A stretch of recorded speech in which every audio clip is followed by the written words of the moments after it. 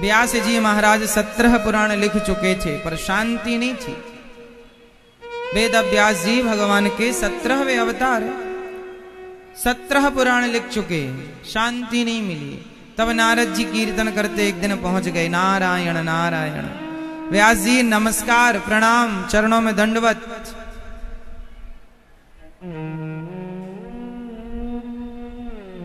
व्यास जी बोले आइए देवर्षि, आइए देवर्षि, आइए। ये बताओ क्या हुआ, आप परेशान हैं? व्यास जी बोले देवर्षि मैं 18-17 पुराण लिख चुका पर शांति नहीं मिल रही है। तब नारद जी ने कहा महाराज आपने अभी तक ज्ञान की चर्चा बहुत की है पुराणों में, त्याग और वैराग्य की चर्चा बहुत की है पुराणों में, पर आपने अभी तक भक्ति की चर्चा नहीं की। आपने वैराग्य और ज्ञान को बड़ा पुष्ट किया है पर भक्ति की कोई चर्चा आपने नहीं की। तो अब भक्ति की चर्चा के लिए कोई ग्रंथ लिखो, श्रीमद् भागवत की रचना कीजिए तो आपको शांति का आनंद प्राप्त होगा, लाभ मिलेगा, अनुभव होगा शांति का। व्यास जी ने कहा मैं किस आधार पर लिख दूं? बोले मैं सूत्र देता हूं। तब नारद जी ने चतुश्लोक की भागवत प्रदान की। अहमेवासमेवाग्रे नान्यद यद सत्सत्परम पश्चादहम यदे तच्च यो वशिष्येत सोऽस्म्यहम् ऋतेर्थम यत् प्रतीयेत न प्रतीयेत चात्मनि तद विद्यादात्मनो मायाम यथा भासो यथा तमः यथा महांति भूतानि। 4 श्लोकों की दिव्य भागवत सुनाई नारद जी ने व्यास जी को। उन 4 श्लोकों से व्यास जी ने विस्तार करके 18,000 श्लोक लिखे। वही है भागवत। और भागवत जब लिखी तो उन्हें अपार शांति का अनुभव हुआ। नारद जी बोले मैं पिछले जन्म में दासी पुत्र था पर आज भगवान की कृपा से मैं ब्रह्मा पुत्र हूँ। भक्ति करने वाला, संतों पर विश्वास रखने वाला, भगवान की शरण में रहने वाला दासी से ब्रह्मा पुत्र की यात्रा कर सकता है, कोई आश्चर्य नहीं है। भगवान सब कुछ कर सकते हैं।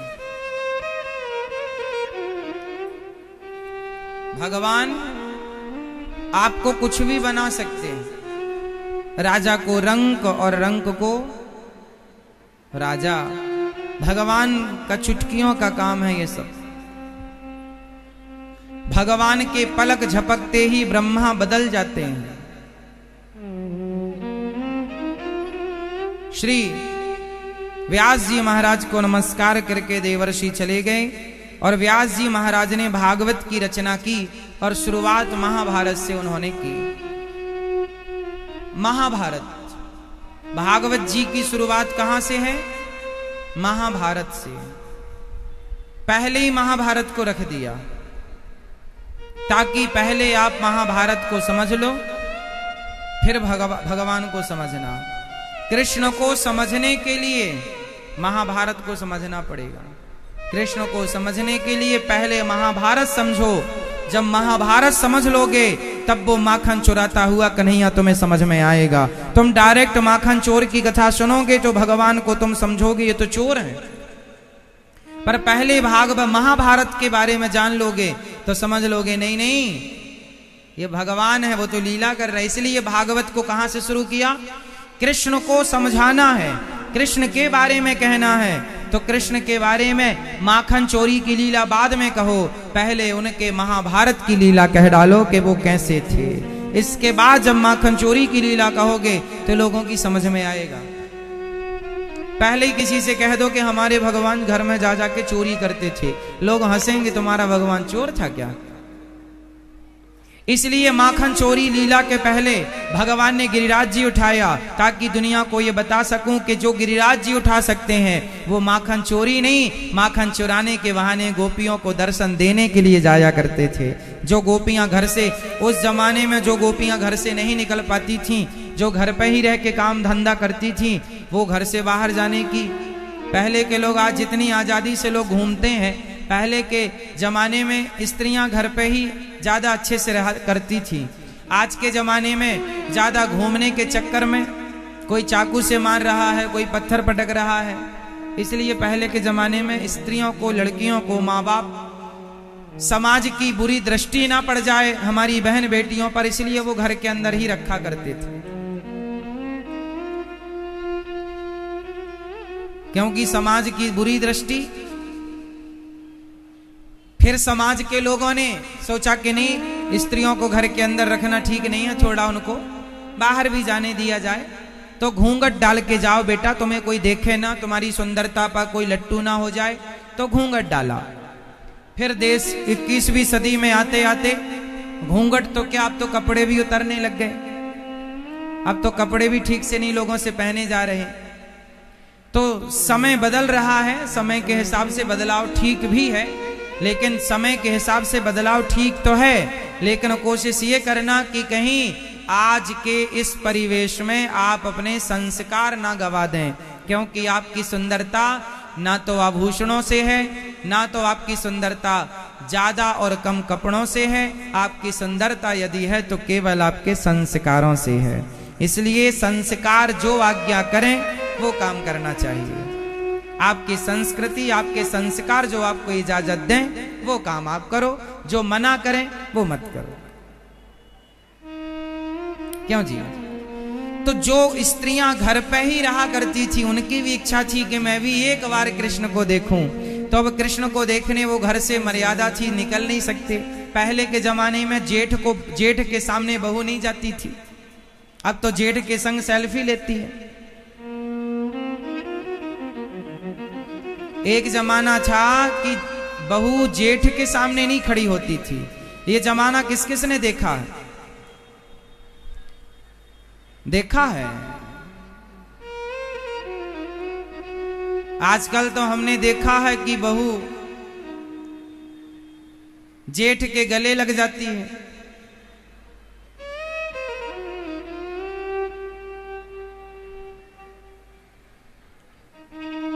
मर्यादाओं की तरह रहे तो पहले के जमाने में ना जेठ के सामने बहू जाया करती थी, और ससुर का भी बड़ा आदर बहू करती थी कि हमारे ससुर हैं। तो पहले की स्त्रियां ना पुरुषों के सामने नहीं जाया करती थी। पुरुष में केवल एक पुरुष होता था जिसके सामने वो बेहिचक जा सकती थी, और वो था उसका पति। या फिर दूसरा था जिसके सामने बेहिचक जाके बात कर सकती थी, वो था उनका देवर, मतलब छोटा भाई, अपना देवर। वो देवर के साथ भी एक मर्यादा होती थी। जैसे लक्ष्मण जी और माता सीता ये देवर भाभी थे, इनकी मर्यादा कभी आप सुनेंगे तो दांतों तले उंगली दबाएंगे। जब माता सीता का हरण, श्री सीता मां का हरण रावण ने किया, तो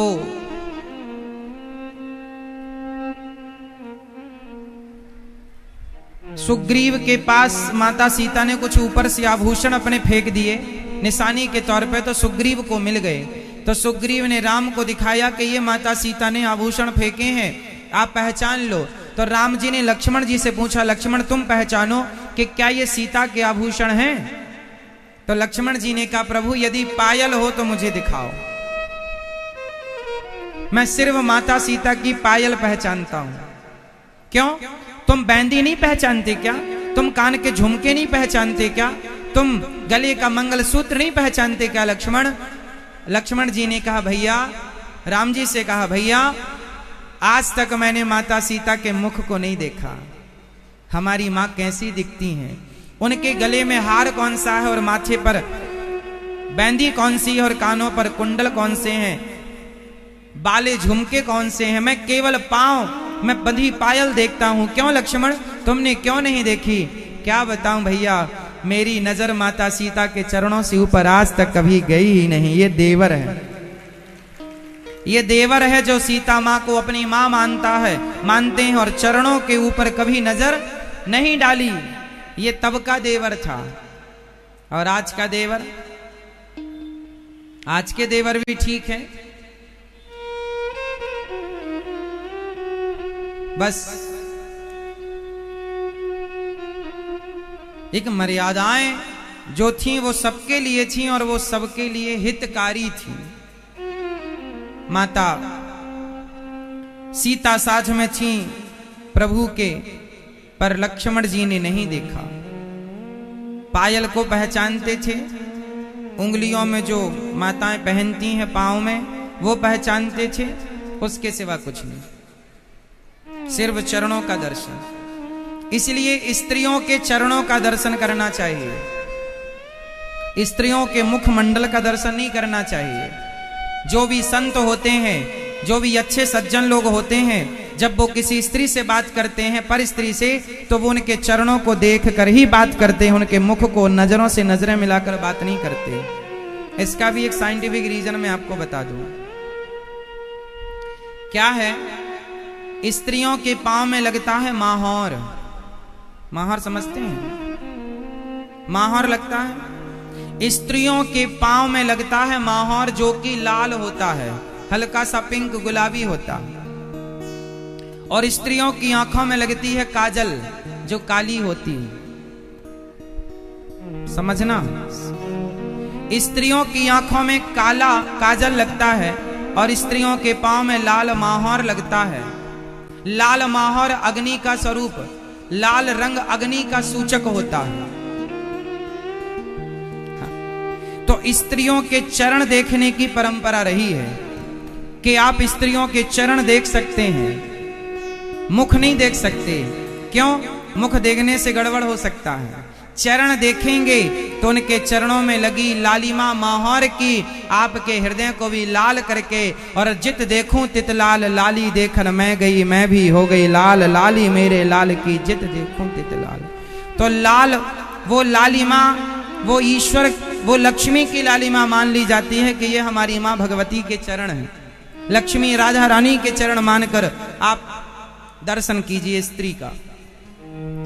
यदि आंखों को देखेंगे तो आंखों में काजल होती है और काजल काली होती है, और कहीं काजल काली, काजल पर आपने यदि नजर मार ली और कहीं उस काजल काली, काजल का रंग आपके चित्त पर चढ़ गया तो आपका मन भी काला हो जाएगा। तो आपका मन काला ना हो, आपका दिल काला ना हो। इसलिए स्त्रियों के मुख को देखने की इजाजत नहीं थी, स्त्रियों के चरणों को देखने की इजाजत थी, चाहे वो देवर ही क्यों ना हो।